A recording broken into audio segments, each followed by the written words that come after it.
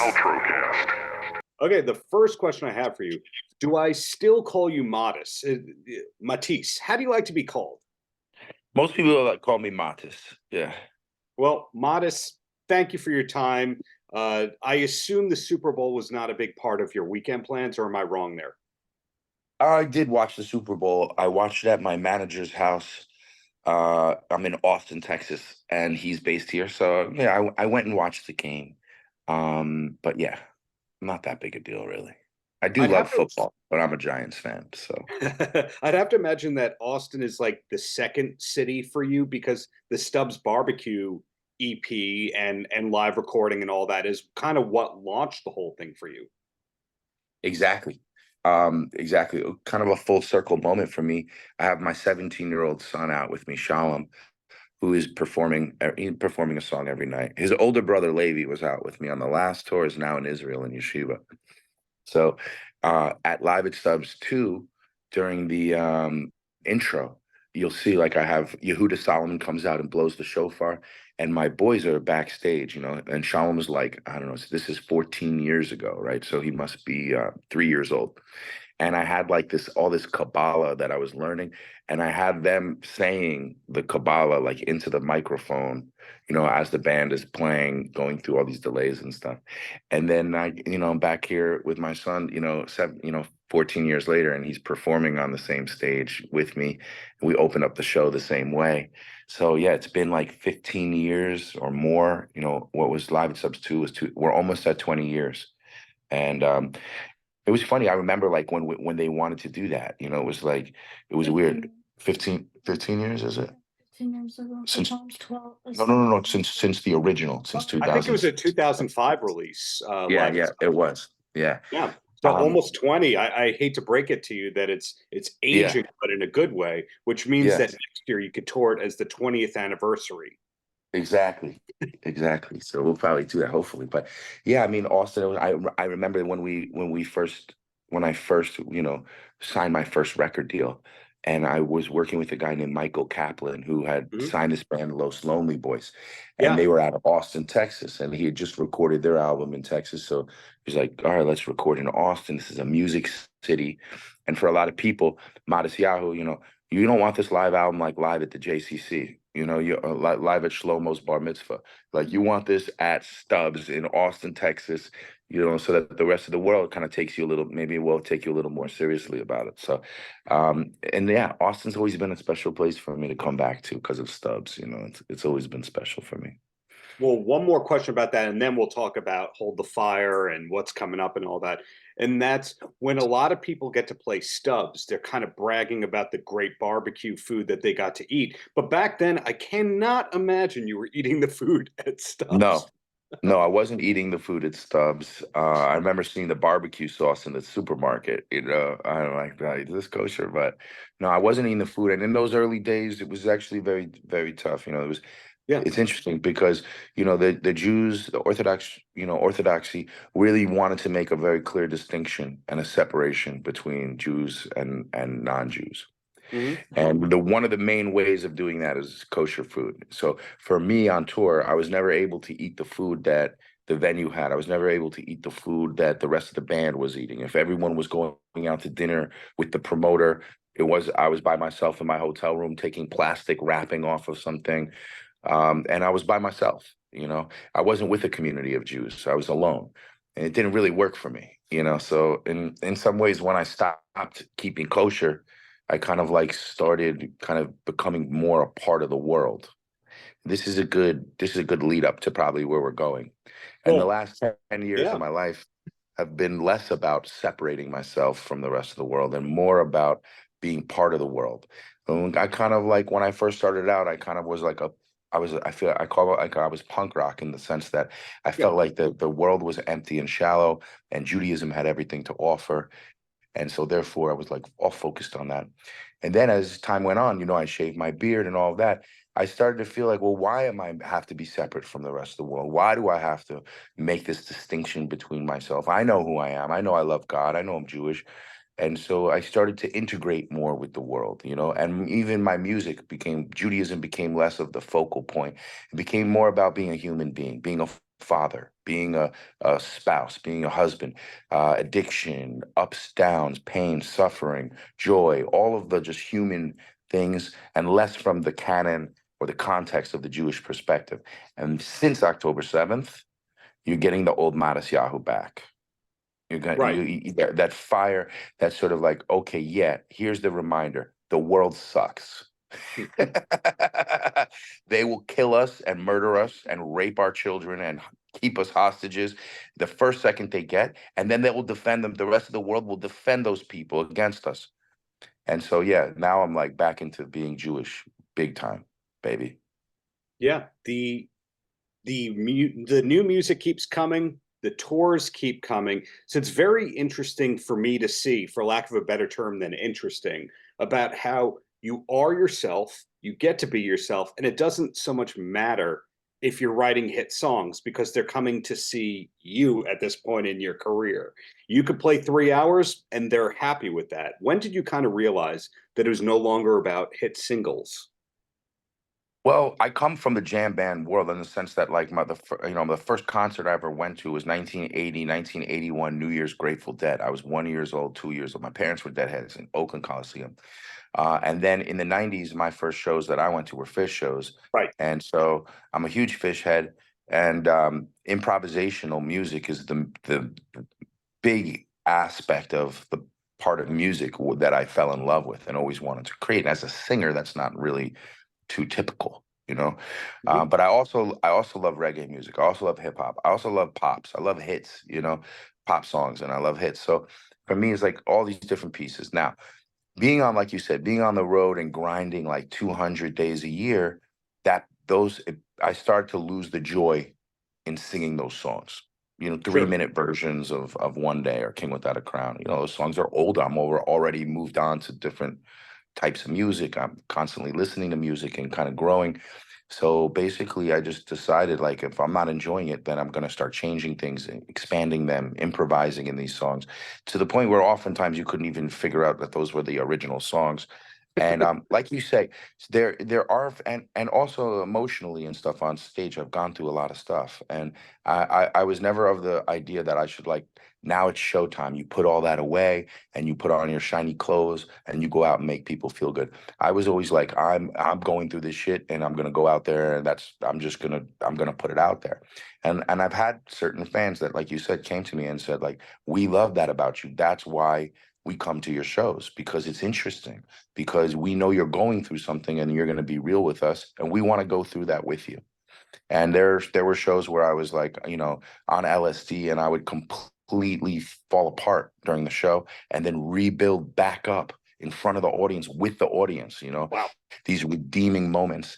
I don't really do that too much anymore, but um, I did go through a place of just really wanting to play with musicians that aren't parts players but are improvisers, and Mhm. that is really the core of who I am, and that is really where I find myself the most happy. And if I am on stage and I'm upset, that follows me into my week. Like if I feel like I didn't deliver something real, something true. So the improvisation and all of that has been a huge part. But I will say that as I've gotten older, I've gone back. I've listened to those songs that people love. I've looked Mhm. at their faces when I sing those songs, and I've learned how to feel the joy that they feel about the music. And so I do now play a mixture. My set is more of it's less of just a jam and more of a combination of playing those hit songs, playing reggae songs, doing some jam, doing some improvising, having my moment where I get in touch with my Judaism and all of that spirituality. So it's more of a blended thing going on now with the shows, which I think is a better show for the average Matisyahu fan. Yeah. Well, being a longtime follower of your work, right now you're doing pretty much theaters and Israel. In prior years, we've seen, hey, he's doing the Live Nation Shed tour, co-bills with 311 and that kind of stuff. So you're very adaptable in that residencies and amphitheaters and theaters and large clubs. And hey, he's going to play an Olympics thing. So now we have to do kind of a corporate thing and Yeah. watch what we're saying. Yes. You're very adaptable with all that. So what I'm curious about, sometimes the song that we love from you is 5 minutes long live, and sometimes it's 9 or 10 minutes long. Are there hand signals going on? Is there one or two people on the stage in the band who's going, "This is the vibe, watch me"? And I'm not asking who that is, but how do you know when to stop the song or to keep extending it?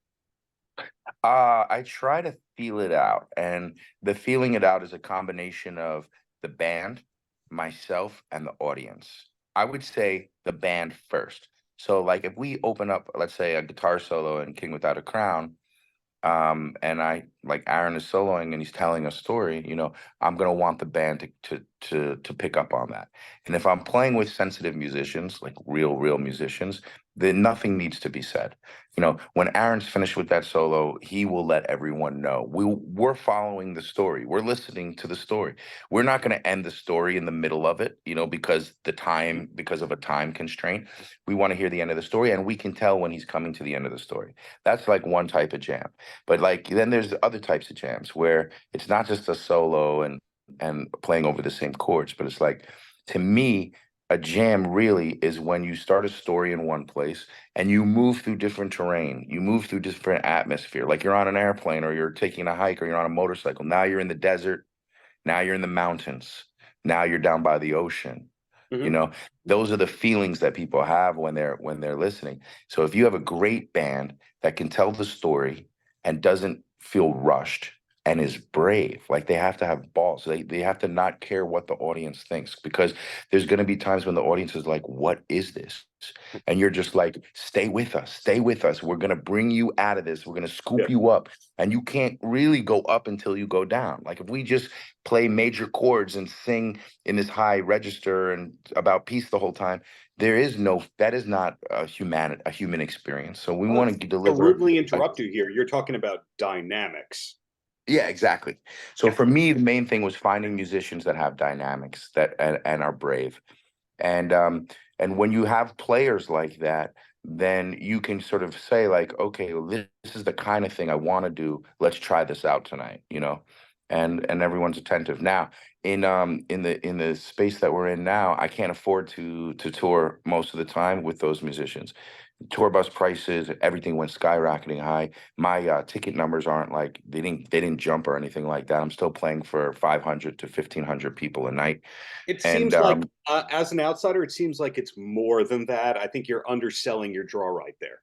well, thank you very much. But um, I feel like I've had to, some not always play with musicians on that level. And then when I'm not, so then I kind of have to take more of a like teacher kind of role, in the sense of like, okay, like don't rush the solos, like when you're playing, like think about where can you change the chords? Can you pedal? Can you stay on one chord and just sit there?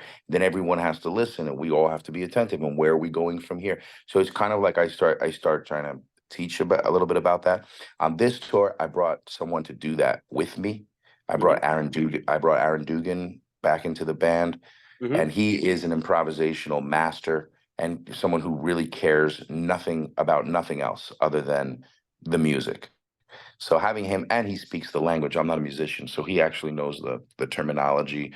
So between the two of us, we're working on the band and trying to help them to understand about improvisation and dynamics and all of those things. Because there's a lot of great bands and musicians out there that just don't have that kind of background. Sure.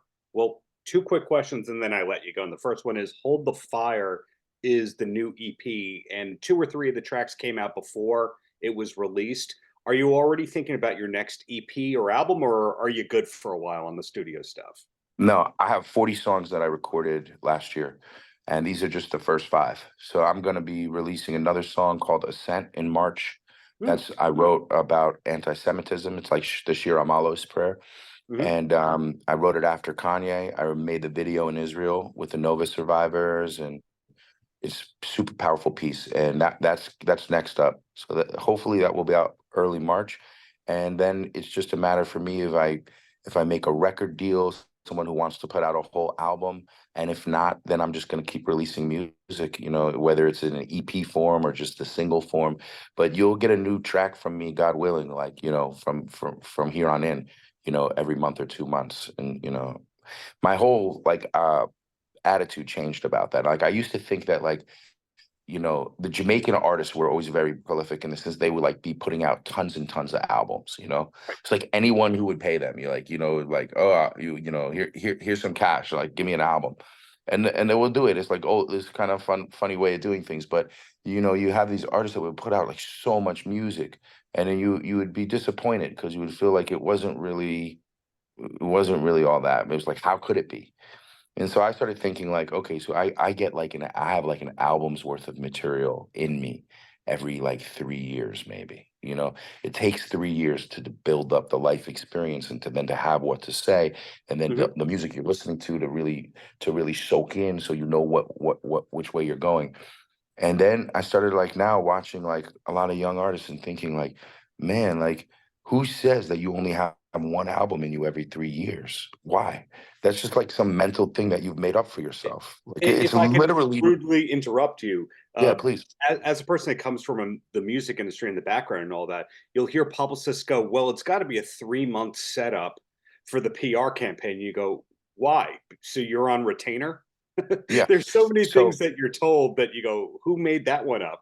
yeah, the setup, there's the setup, and then like, you know, it would take all this time to make the deal and the Yeah. artwork and all of that. It's like, no, actually we can do all of that ourselves in a matter of moments, you know, now, you know.